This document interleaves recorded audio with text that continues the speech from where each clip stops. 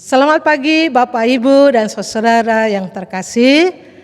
Selamat kita berjumpa untuk beribadah pagi hari ini. Tema kita bersekutu adalah mengambil bagian. Saya mengajak untuk kita bersaat teduh.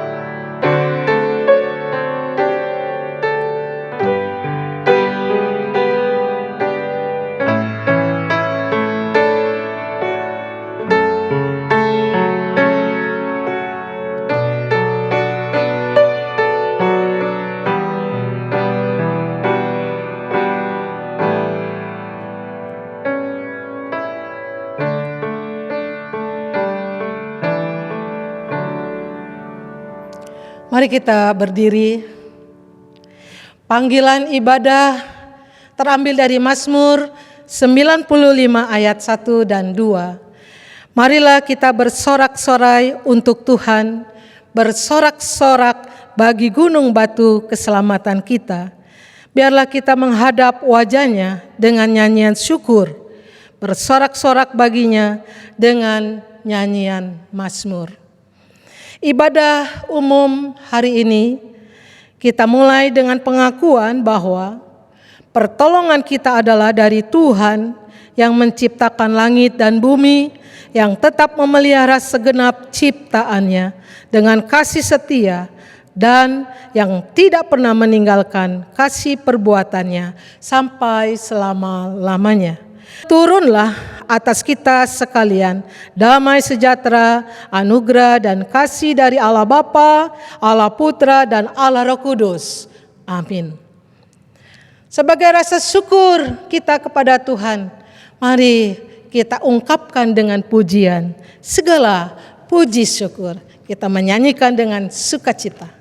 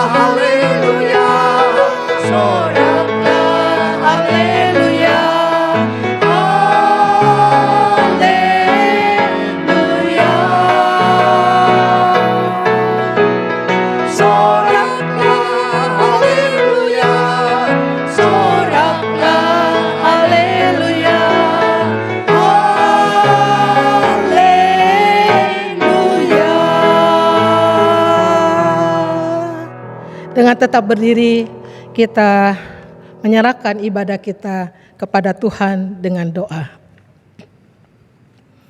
Allah Bapa pencipta alam semesta, kami menyerahkan ibadah kami pagi ini.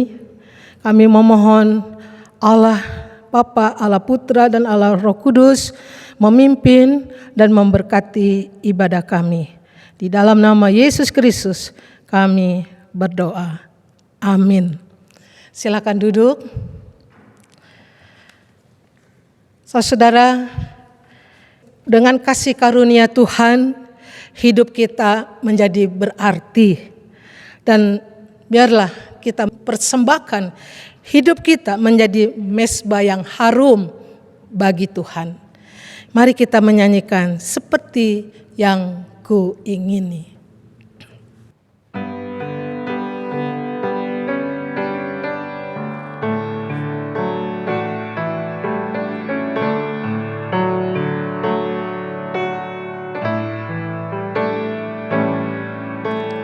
Bukan dengan barang fana Kau membayar dosaku, dengan darah yang mahal, tiada noda dan celah. Bukan dengan emas perak Kau menebus hidupku, oleh segenap kasih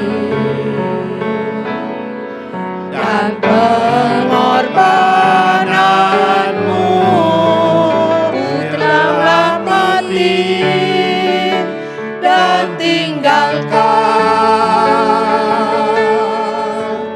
cara hidupku yang lama. Semuanya sia-sia dan tak berarti lagi.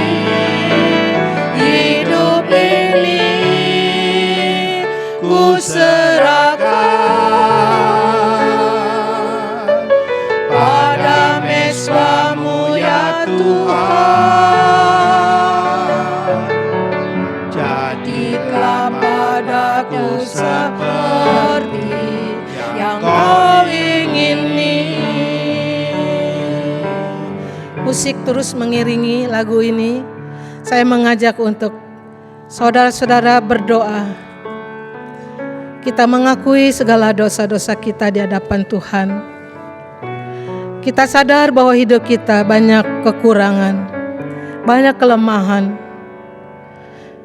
Mari kita akui di hadapan Tuhan. Kita selesaikan dosa-dosa kita di hadapan Dia.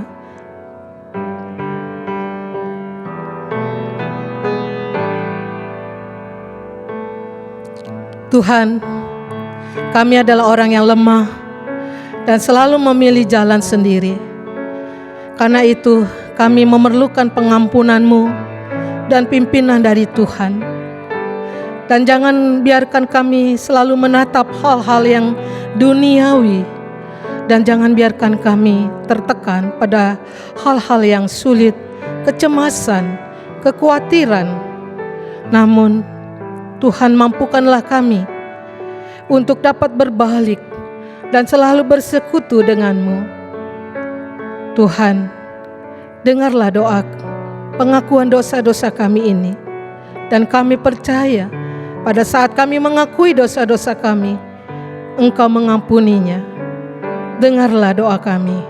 Di dalam nama Yesus Kristus kami berdoa. Amin.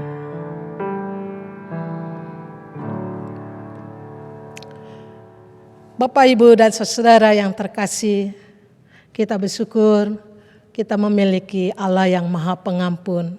Pada waktu kita mengakui dosa-dosa kita, Tuhan memberikan kemurahan-Nya, rahmat-Nya, mengampuni dosa-dosa kita.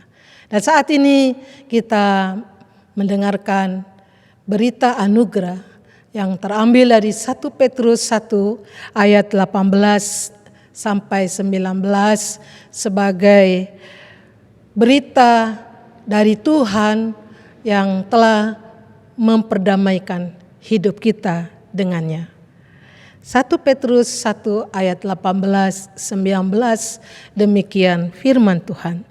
Sebab kamu tahu bahwa kamu telah ditebus dari cara hidupmu yang sia-sia, yang kamu warisi dari nenek moyangmu itu, bukan dengan barang yang fana, bukan pula dengan perak atau emas, melainkan dengan darah yang mahal, yaitu darah Kristus yang sama seperti darah anak domba yang tak bernoda dan tak bercacat. Puji Tuhan, saudara kita memiliki Yesus yang memberikan darahnya untuk menebus dosa-dosa kita dan mengampuni segala pelanggaran kita.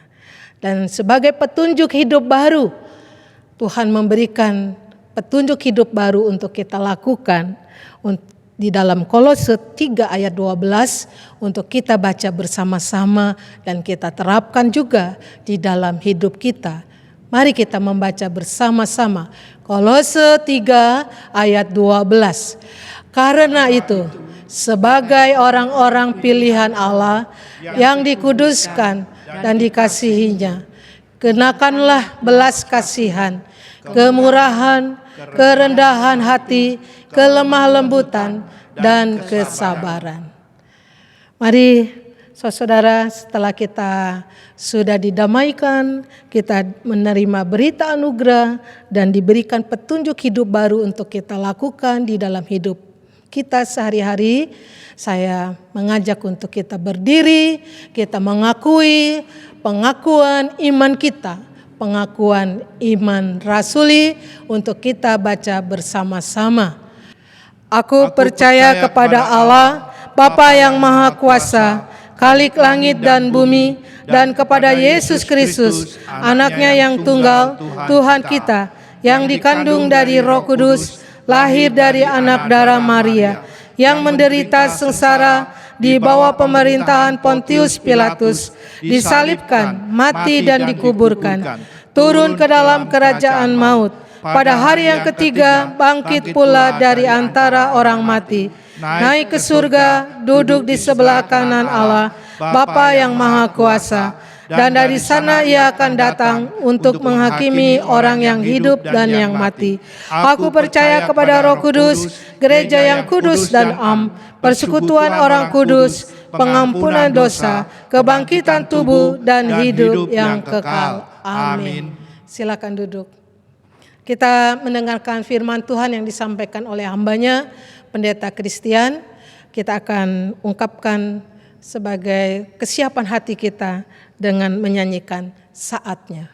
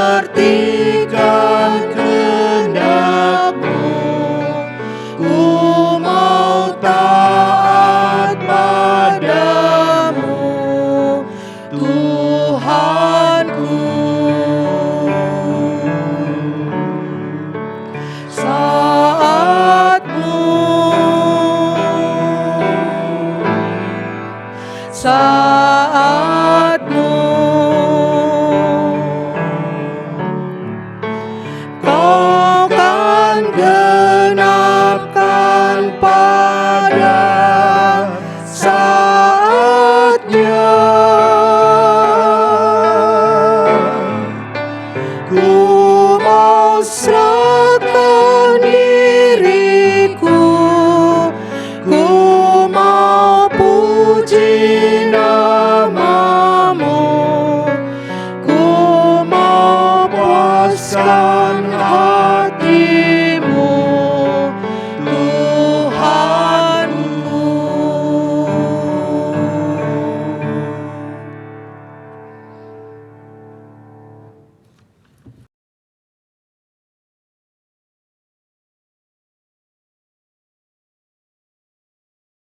Selamat pagi jemaat yang dikasihi oleh Tuhan.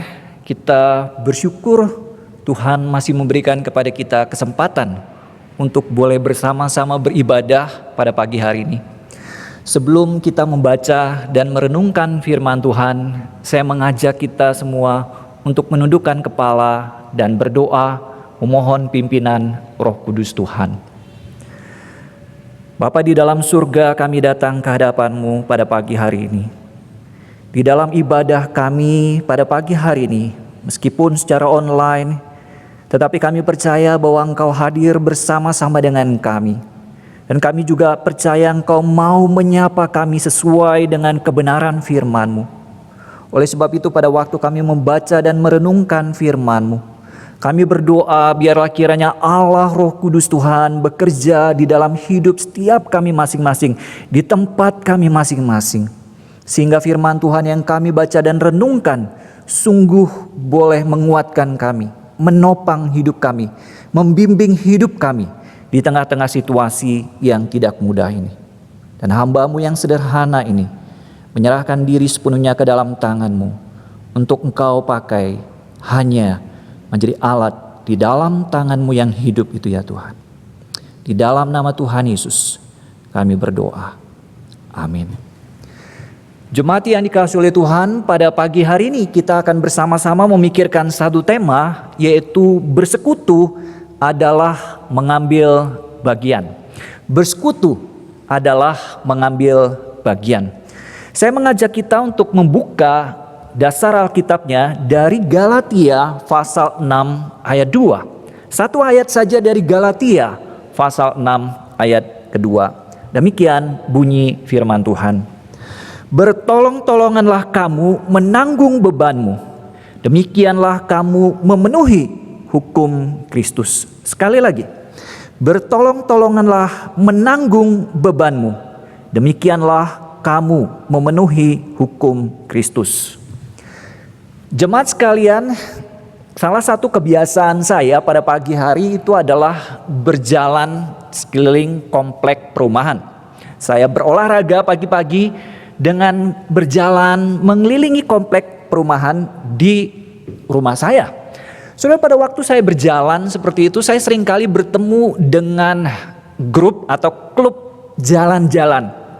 Ada beberapa grup di perumahan kami itu yang kemudian melakukan olahraga bersama, olahraga jalan bersama. Dan saudara, grup ini atau klub ini adalah klub yang bertujuan supaya anggota-anggotanya itu memiliki aktivitas yang sama, yaitu berjalan untuk apa? Supaya badan mereka itu tetap bisa sehat. Tentu saja klub ini adalah klub yang mengumpulkan orang-orang secara bersama, dan kemudian kadang-kadang ada iurannya, dan kadang-kadang saudara melakukan aktivitas bersama beberapa kali dalam satu minggu itu. Nah, saudara yang dikasihi oleh Tuhan, tentu saja klub ini adalah klub yang memiliki tujuan yang sama, yaitu apa? Supaya sehat dengan melakukan olahraga bersama, jalan bersama pada waktu pagi. Tetapi pada waktu kita memikirkan tentang gereja, pada waktu kita melihat tentang orang-orang yang menjadi anggota gereja, maka kita bisa berpikir dan menimbulkan pemikiran, apakah gereja itu adalah klub, saudara sekalian, adalah satu grup kumpulan orang-orang yang memiliki tujuan yang sama. Nah, di Alkitab kita melihat bahwa gereja itu lebih daripada sekedar klub atau grup yang memiliki tujuan bersama. Alkitab menggambarkan salah satunya di dalam Alkitab bahwa gereja itu adalah tubuh Kristus. Alkitab menggambarkan bahwa gereja itu adalah tubuh Kristus, di mana di dalam tubuh Kristus itu ada banyak anggota-anggotanya. Anggota-anggota daripada tubuh Kristus, meskipun ada satu tubuh Kristus, tetapi ada banyak anggota-anggotanya. Nah, kita digambarkan adalah anggota tubuh Kristus. Nah, sebagai tubuh Kristus, saudara sekalian, maka jikalau satu anggota mengalami sakit, satu anggota mengalami kesulitan, maka itu akan berakibat juga kepada tubuh yang lain atau anggota tubuh yang lain. Ambil contoh misalnya pada waktu kita memalu paku begitu ya, memegang. Dan kemudian kita memalu atau memartil secara salah. Kemudian kena kepada jempol kita. Jempol kita sakitnya bukan main. Kuku kita menjadi kemudian hitam, memerah. Dan kita merasakan jempol kita sakit. Nah, tapi pada waktu jempol ini sakit, apakah kemudian tubuh yang lain merasa oke, aman saja, baik saja, melakukan aktivitas seperti biasa? Tentu saja tidak. Jempol kita memang sakit, tetapi badan kita yang lain akan turut merasakan sakit dan tidak nyaman. Kita tidak dengan bebas, dengan leluasa melakukan aktivitas kita yang lain. Karena apa? Meskipun jempol kita ini di ujung jari kita, tetapi dia mempengaruhi anggota tubuh yang lain. Kita tidak bisa beraktivitas dengan lebih leluasa. Saudara yang dikasihi Tuhan, sebagai tubuh Kristus, maka di dalam bagian ini kita melihat Alkitab memerintahkan kita untuk bertolong-tolonganlah menanggung bebanmu. Alkitab memberikan perintah kepada kita sebagai sesama anggota tubuh Kristus, supaya kita bertolong-tolongan menanggung beban sesama kita. Saudara yang dikasihi Tuhan, perintah Alkitab ini menunjukkan bahwa setiap kita sebagai orang Kristen pasti di dalam hidupnya menanggung beban. Nah, saudara, Alkitab menggambarkan beban di sini memiliki pengertian seperti orang yang berjalan. Pada waktu orang itu berjalan, dia memikul beban. Beban yang berat, entah itu batu, entah itu kemudian peralatan dia. Tapi peralatan atau beban atau batu yang berat itu yang kemudian dia harus bawa di dalam perjalanannya. Sehingga kemudian beban itu membebani dia dan kemudian menghalangi dia untuk bisa berjalan dengan leluasa, akan kemudian menghambat jalannya. Saudara, ini menggambarkan bahwa kehidupan kita sebagai orang-orang Kristen tidak pernah lepas dari yang namanya beban kehidupan. Setiap kita sebagai orang-orang Kristen akan mengalami beban kehidupan, dan beban kehidupan itu ada berbagai macam rupa. Bisa jadi saudara sekalian, beban kehidupan itu adalah kita mengalami penderitaan kesakitan. Kita mengalami sakit fisik. Saudara, mungkin juga itu adalah penderitaan mental kita. Kita mengalami stres, tekanan hidup dan lain sebagainya. Itu juga bisa jadi adalah krisis di dalam keluarga kita. Kita menemukan ada keluarga yang tidak harmonis di situ. Bisa jadi beban yang berat itu juga adalah kemudian kita mengalami kesulitan dalam bidang ekonomi. Bisa jadi karena kita dipecat dari pekerjaan kita. Bisa jadi karena jualan kita, usaha kita itu mengalami kesulitan tidak seperti biasanya, sehingga penghasilan kita makin menurun dan kita mengalami kesulitan ekonomi. Bisa jadi itu juga adalah karena kita mengalami penyakit. Kita mengalami hal-hal yang memberatkan di dalam kehidupan kita. Saudara yang dikasihi Tuhan, tiap kita sebagai orang Kristen tidak akan luput dari beban ini. Apalagi di dalam masa pandemi seperti ini. Beban itu kerasa makin lebih berat, lebih mencekam, bahkan lebih menakutkan. Karena kita tahu ada penyakit COVID-19 yang mungkin sekali menyebabkan kita meninggal dunia. Bukan hanya kita mengalami kesulitan dalam kehidupan, ekonomi, dan secara sosial kita sulit untuk bertemu dengan orang lain. Tetapi mungkin sekali itu bisa mengancam jiwa kita dan mengambil nyawa kita. Kita mengalami kesulitan di dalam masa COVID ini.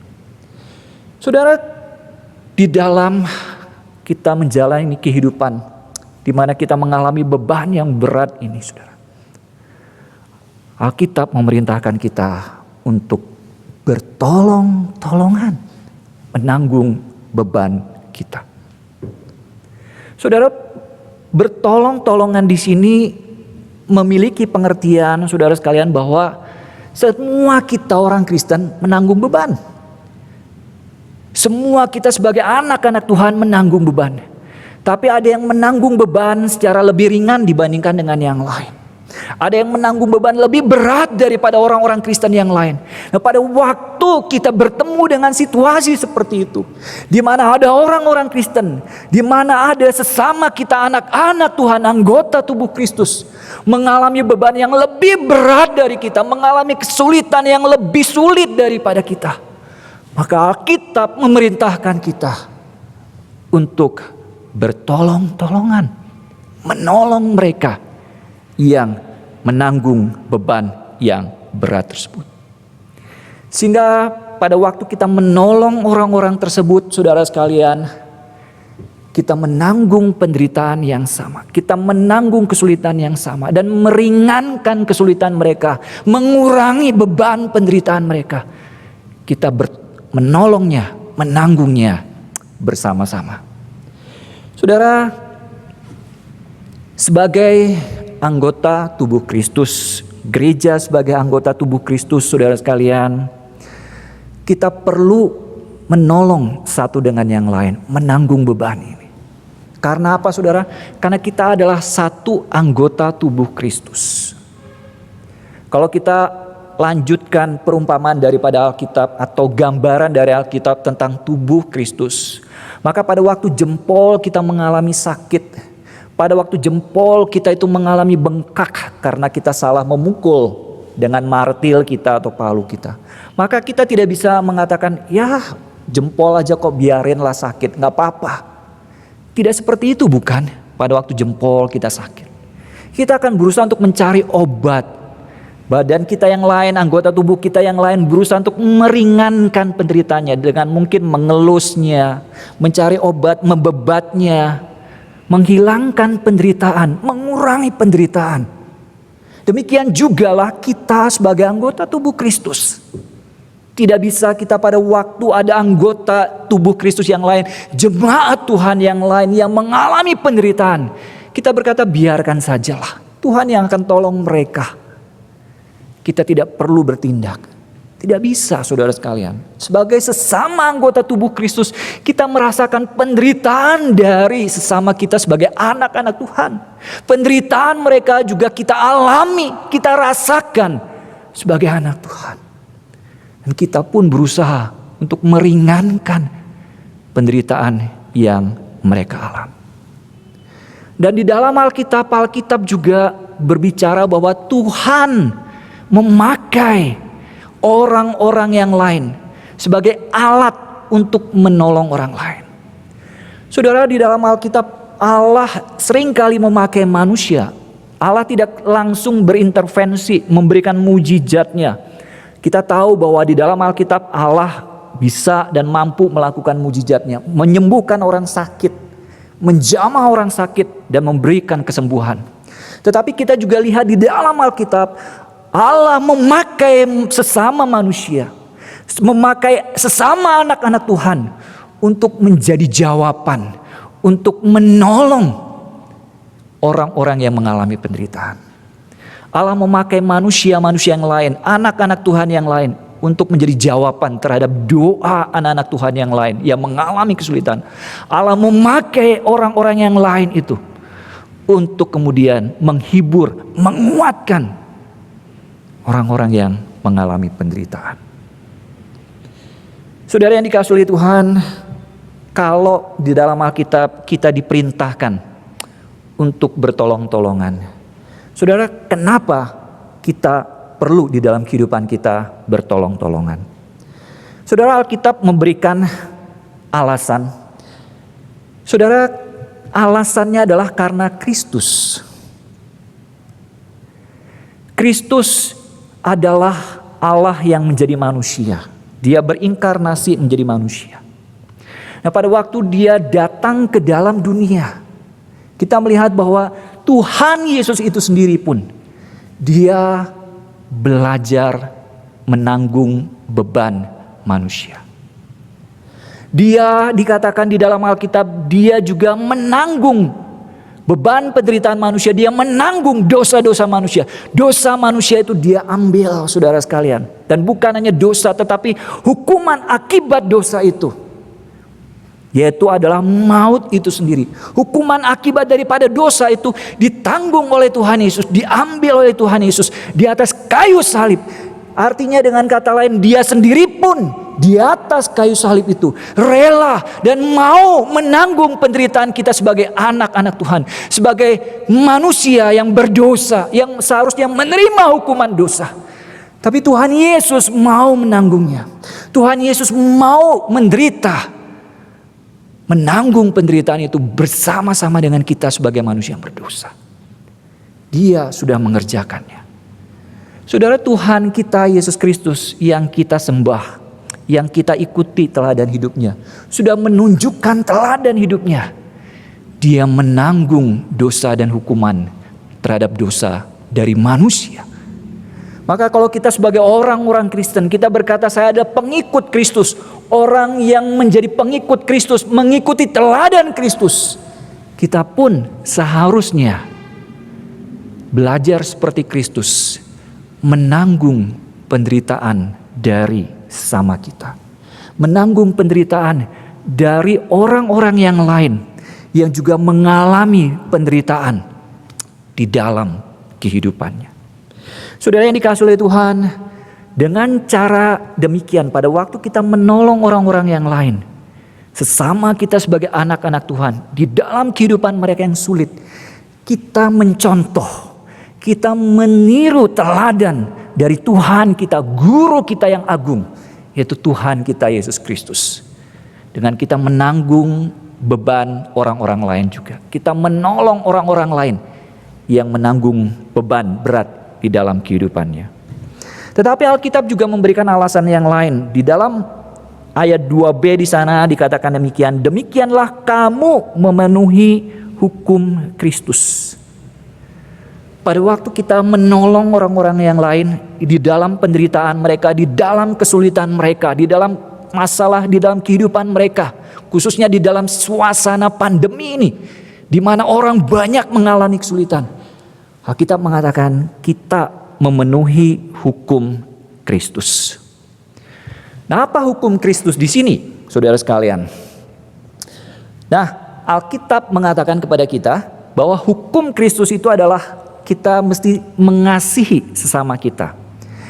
Di dalam Alkitab misalnya di dalam Yohanes dikatakan bahwa kita harus saling mengasihi satu sama lain. Sama seperti Kristus sudah lebih dulu mengasihi kita, maka kita harus mengasihi sesama kita satu sama lain.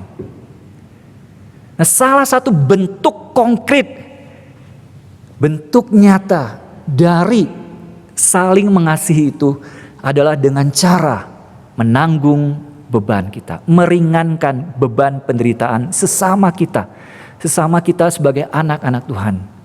Itu adalah salah satu cara, salah satu bentuk ekspresi daripada kita saling mengasihi satu sama lain seperti yang diperintahkan oleh Tuhan Yesus Kristus. Jadi dengan kata lain, saudara, Paulus mau mengatakan bahwa pada waktu kita menolong orang yang lain di dalam kesulitan, pada waktu kita menanggung juga penderitaan yang dialami oleh orang lain, pada waktu kita juga mau berusaha mengangkat orang-orang yang dalam kesulitan itu, saudara sekalian, maka disitulah, pada waktu itulah kita sedang menjalankan hukum Kristus, yaitu hukum untuk mengasihi sesama kita. Kita menunjukkan kasih kita, menunjukkan perhatian kita kepada sesama kita sebagai anak-anak Tuhan. Saudara yang dikasihi oleh Tuhan, dengan kata lain, Alkitab mau mengatakan bahwa jikalau kita adalah murid-murid Kristus, jikalau kita adalah orang yang mengasihi Kristus, maka kita juga harus melakukan perintahnya. Perintah Tuhan Yesus itu adalah kita saling mengasihi sesama kita. Kita saling mengasihi dengan anak-anak Tuhan yang lain. Itu adalah tanda bahwa kita adalah murid Kristus. Kita adalah murid Kristus pada waktu kita menunjukkan bahwa kita saling mengasihi satu sama lain. Salah satu ekspresi daripada kasih itu adalah bertolong-tolongan menanggung beban kehidupan kita. Pada waktu kita menanggung beban kehidupan sesama kita, kita sedang menjalankan hukum Kristus. Saudara yang dikasihi oleh Tuhan, bagaimana dengan kehidupan kita, saudara? Apakah kita di dalam kehidupan kita, khususnya di dalam kehidupan kita bergereja, pada saat ini kita bertolong-tolongan menanggung beban kehidupan sesama kita? Kita yang lebih beruntung, kita yang lebih baik kondisinya, memiliki kewajiban untuk menolong orang-orang lain, khususnya dalam suasana pandemi seperti ini, menolong sesama kita yang mengalami kesulitan, sesama kita sebagai murid Kristus yang mengalami kesulitan, menolong mereka supaya beban hidupnya mereka juga lebih ringan, saudara. Atau saudara, kita berpikir, ya kita sendiri survive aja susah setengah mati. Kita untuk bertahan hidup saja susahnya bukan main sekarang ini. Apalagi mau menolong orang lain. Ya Tuhan, nanti saja deh.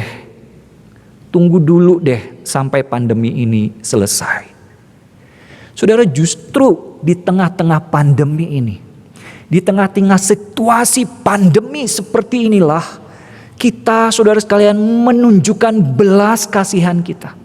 Menunjukkan kualitas kita sebagai orang-orang Kristen, sebagai pengikut Kristus. Dengan bertolong-tolongan menanggung beban sesama kita, saudara. Justru di masa-masa seperti inilah, saudara sekalian, kita dibutuhkan. Kita diminta untuk menunjukkan sikap bertolong-tolongan terhadap sesama kita. Bertolong-tolongan menanggung beban sesama kita sebagai orang-orang Kristen. Justru di masa-masa seperti inilah kita dibutuhkan, kita diperlukan sebagai anak-anak Tuhan, sesama anak-anak Tuhan, untuk saling bertolong-tolongan. Saudara yang dikasihi oleh Tuhan, pandemi seperti ini, saudara, ternyata kalau kita membaca di dalam sejarah, bukan cuma kita alami pada masa ini, saudara. Sejarah mencatat bahwa kita pernah mengalami beberapa kali pandemi. Misalnya di awal tahun 1900 kita mengalami juga pandemi atau flu Spanyol di situ ya. Nah, ternyata juga di zaman Martin Luther itu Eropa dikatakan juga pernah mengalami pandemi. Pernah mengalami wabah pes atau wabah sampar yang mematikan. Ada banyak sekali orang di Eropa pada waktu itu tahun 1500-an, sekitar 1300-an sampai 1500-an begitu. Di sana dikatakan bahwa ada banyak orang yang mengalami wabah tersebut dan ada banyak orang yang meninggal dunia. Bahkan dicatat ada kurang lebih 200 juta orang yang meninggal akibat wabah pes ini. Jauh lebih banyak daripada misalnya wabah COVID-19 ini, saudara. Kalau kita lihat di dalam statistik belum sampai menunjukkan ratusan juta orang meninggal karena wabah COVID ini. Tetapi wabah pes pada zaman Martin Luther di Eropa pada waktu itu mengakibatkan kurang lebih 200 juta orang yang meninggal. Nah, saudara, pada waktu itu Martin Luther hidup dan dia melayani jemaatnya. Nah, di tengah-tengah situasi itu pes datang ke kota di tempat dia melayani. Nah, pada waktu pes atau wabah itu datang, dia bisa melakukan dan memilih untuk kemudian meninggalkan kota itu. Karena itu bukan sesuatu yang diharamkan atau bukan sesuatu yang kemudian dilarang. Orang boleh, dan sebagai pelayan Tuhan dia juga boleh meninggalkan kota itu untuk mencari selamat. Untuk kemudian menghindari wabah itu. Dia boleh melakukannya. Tetapi sejarah mencatat bahwa Martin Luther memilih untuk tinggal di kota itu, di mana wabah pes itu sedang terjadi. Dan dia bukan hanya memilih untuk tinggal di kota itu, tapi juga sejarah mencatat bahwa dia ikut melayani orang-orang yang terkena wabah itu. Sambil dia juga berusaha untuk menjaga dirinya dengan baik supaya jangan tertular wabah itu. Tetapi dia bertindak, dia mengambil tindakan, dia melayani, dia menolong orang-orang yang terkena wabah itu. Dan dia diam di kota itu, turut bersama-sama dengan orang-orang yang menderita itu, menolong mereka yang mengalami penderitaan. Dia tidak lari, dia tidak memilih untuk lari meskipun dia boleh untuk meninggalkan kota itu. Tetapi dia memilih untuk tinggal di kota itu, melayani orang-orang yang terkena wabah tersebut. Meskipun akhirnya sejarah mencatat bahwa Martin Luther terkena juga sakit dan dia pulih dari sakitnya. Tetapi pilihan Martin Luther adalah dia mau melayani bersama-sama dengan orang yang sakit di kota itu. Saudara yang dikasihi oleh Tuhan, bagaimana dengan kita sebagai jemaat Tuhan, anak-anak Tuhan, anggota gereja dari gereja GKA Immanuel ini? Bagaimana dengan sikap kita di tengah-tengah situasi pandemi ini?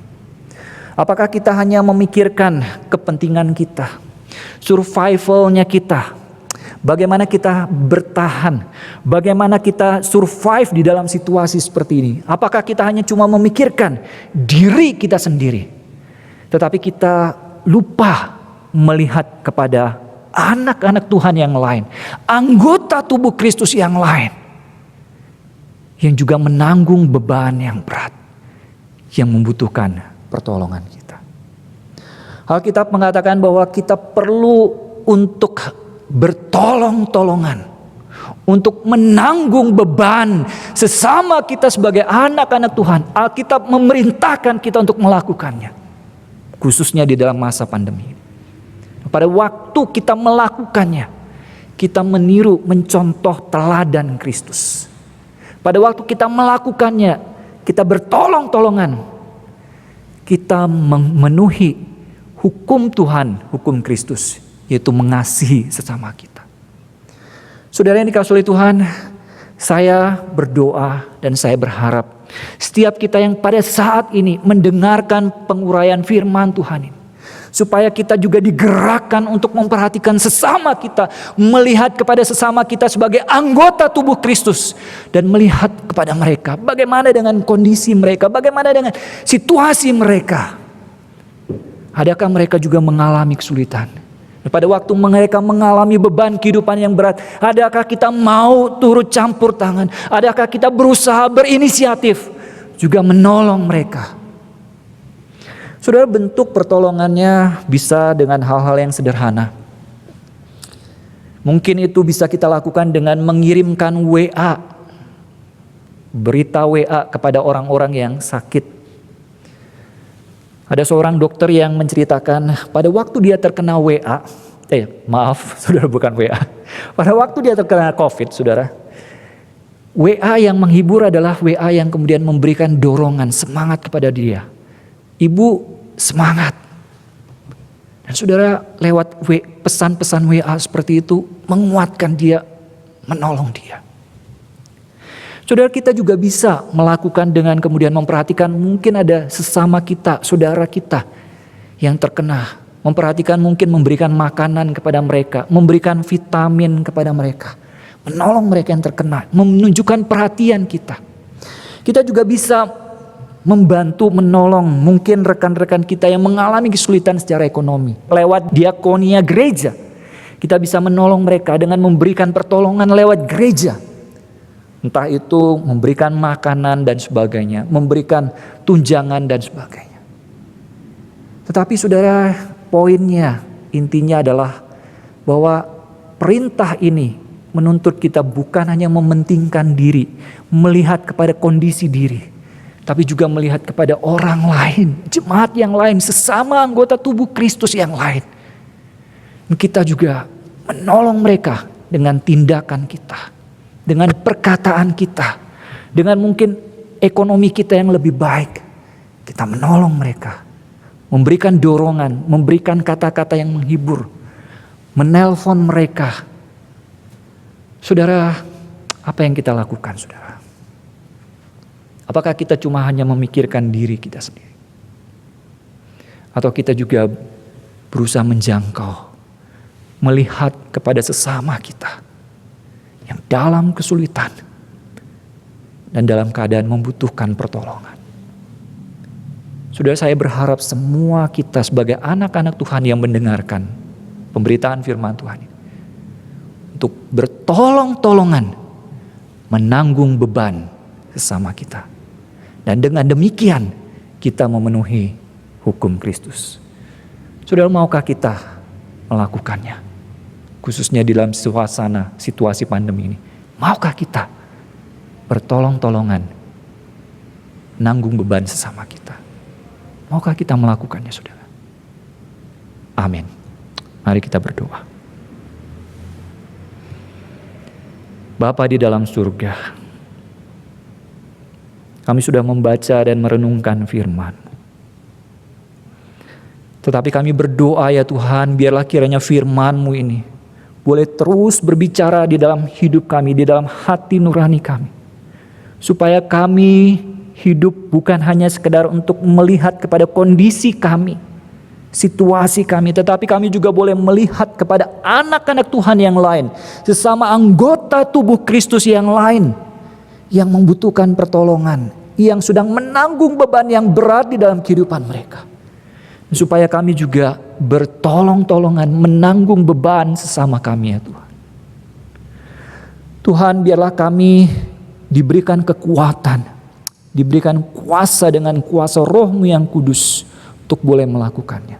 Sambil kami tetap juga menjaga diri kami tetap sehat, tetap baik Tuhan.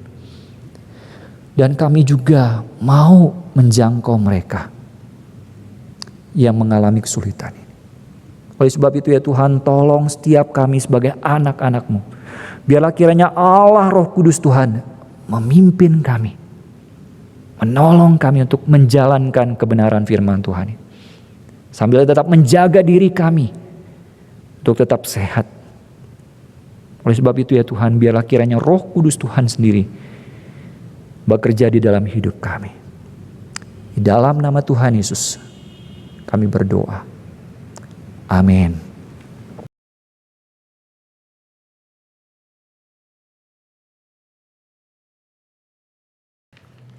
Terima kasih untuk firman Tuhan yang sudah disampaikan oleh hamba-Nya untuk mengingatkan kita hidup terus bersekutu dengan Tuhan.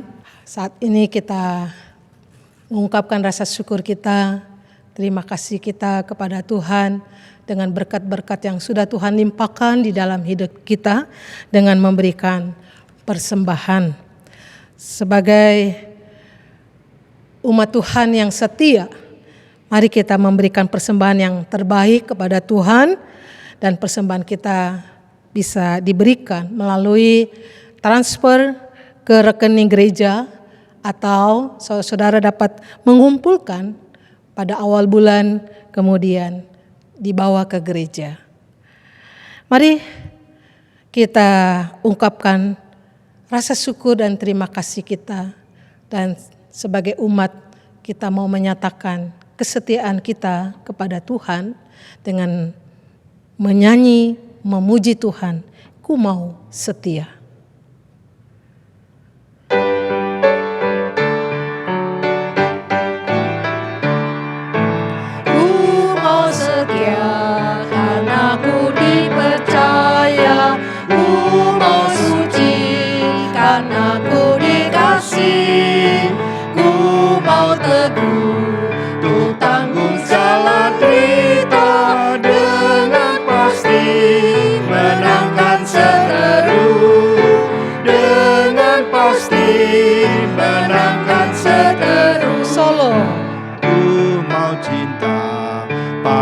Mereka yang susah, ku memberi dengan rela hati. Ku mau rendah karena ku tak sempurna. Ku mau ikut teladan Tuhanku. Ku mau ikut teladan Tuhanku. Nyanyi bersama-sama. Ku mau kasih karena Ya kasihiku. Ku serahkan harta dan milikku. Ku bersyukur Ya mati menggantiku. Ku mau puji rahmat-Nya ku diberi. Ku mau puji rahmat-Nya ku diberi. mengajak untuk kita berdiri, kita berdoa untuk menyerahkan doa persembahan kita, dan juga kita berdoa untuk mendoakan bangsa dan negara kita. Mari kita tundukkan kepala, kita berdoa. Tuhan, berkatilah persembahan umat-Mu ini sebagai ucapan syukur kami atas berkat-berkat dan pertolongan-Mu. Dan kami memohon agar Engkau memampukan kami untuk dapat memberikan yang terbaik di dalam memberikan kepada Tuhan, untuk memberi dukungan di dalam pekerjaan Tuhan di GKA Immanuel. Kami juga berdoa untuk membawa doa syafaat kami kepada Engkau. Yang pertama, kami berdoa untuk keamanan di dalam menjelang Ramadan dan Idul Fitri. Tuhan memberikan keamanan untuk situasi kondisi saat ini, dan juga pemerintah memberikan kebijakan di dalam melarang mudik untuk semua warga dapat mematuhi agar COVID-19 yang saat ini masih ada dan masih tersebar dapat teratasi dan pandemi COVID-19 bisa berlalu. Kami juga berdoa ya Tuhan untuk GKA Immanuel. Biarlah jemaat dapat mengambil waktu bersama dengan keluarganya, baik di dalam keadaan susah atau senang, dalam sibuk, bisa mengambil waktu bersekutu bersama, mengadakan ibadah bersama di dalam satu keluarga, ataupun bersekutu secara pribadi dengan Tuhan. Agar jemaat GKA Immanuel ada dampak di dalam iman, di dalam pertumbuhan, dalam cinta mengasihi Engkau semakin mendalam. Kami juga berdoa Tuhan bagi jemaat-Mu yang dalam keadaan sakit, yang lemah tubuh, yang sedang menghadapi kesulitan di dalam menghadapi kesusahan di dalam pekerjaan, ataupun mendapatkan pasangan hidup, ataupun berelasi dengan suami istri. Tuhan tolong di dalam pergumulan, di dalam kesukaran, kesulitan anak-anak Tuhan. Dan Tuhan turun tangan untuk menolong dan memberkatinya. Dengarlah doa syafaat kami dan dengarlah doa persembahan kami yang kami alaskan di dalam nama Yesus Kristus kami berdoa. Amin. Dengan tetap berdiri saudara, kita mau menyelesaikan ibadah kita pagi ini dengan memuliakan Tuhan dan mengakhirinya dengan menyanyi doksologi.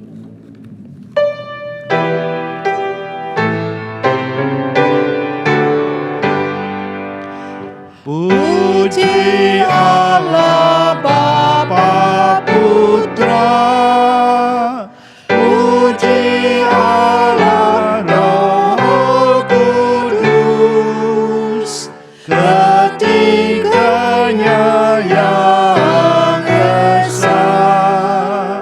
Pohon selamat sumber berkah.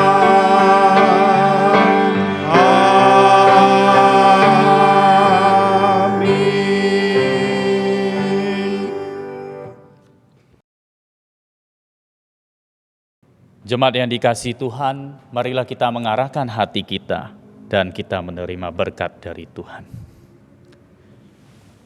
Kiranya anugerah dari Allah Bapa, kasih karunia dari Tuhan Yesus Kristus, pimpinan dan penyertaan dari Allah Roh Kudus, itu yang akan menaungi engkau, mulai saat ini sampai selama-lamanya. Amin.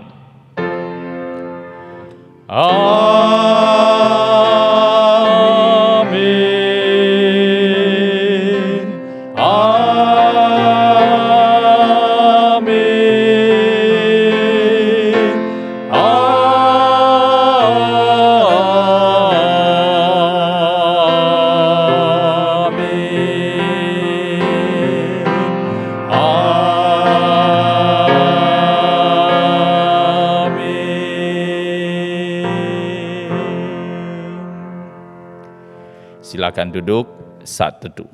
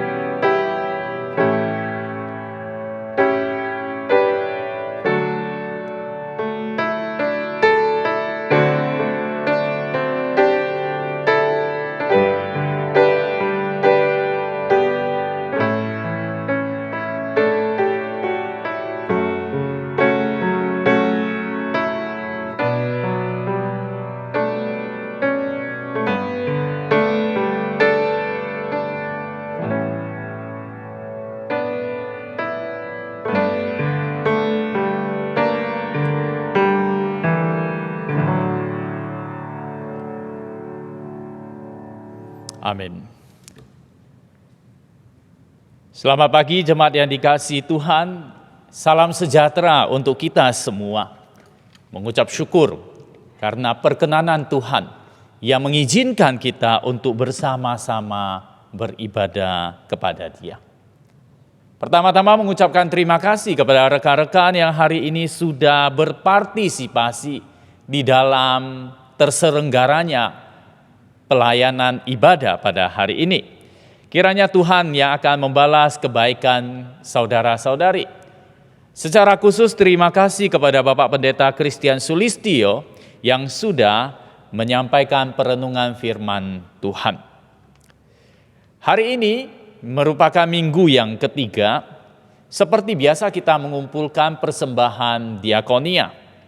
Persembahan ini digunakan untuk membantu mereka yang membutuhkan bantuan seperti bantuan beras, biaya hidup, juga kepada bencana alam.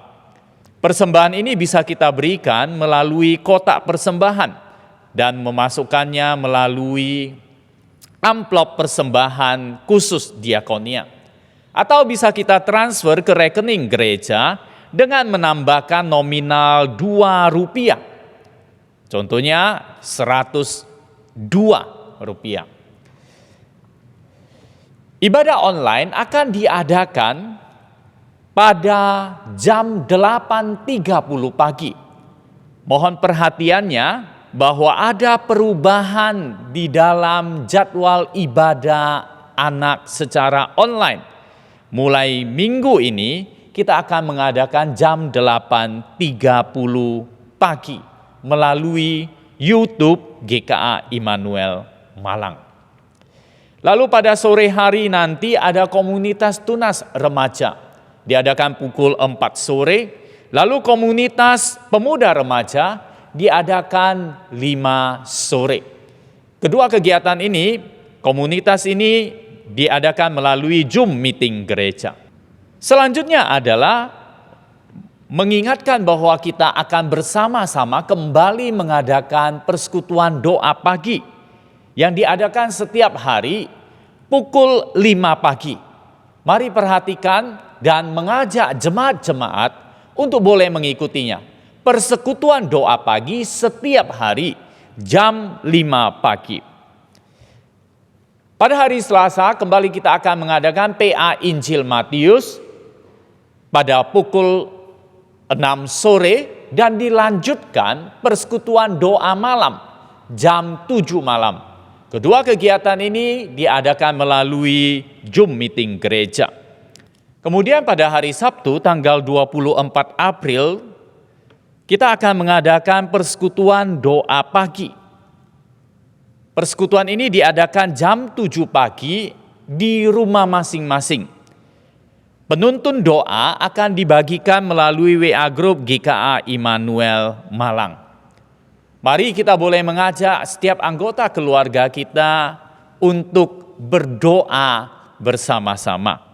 Kemudian pada hari Sabtu juga jam 5 sore diadakan komunitas pemuda remaja.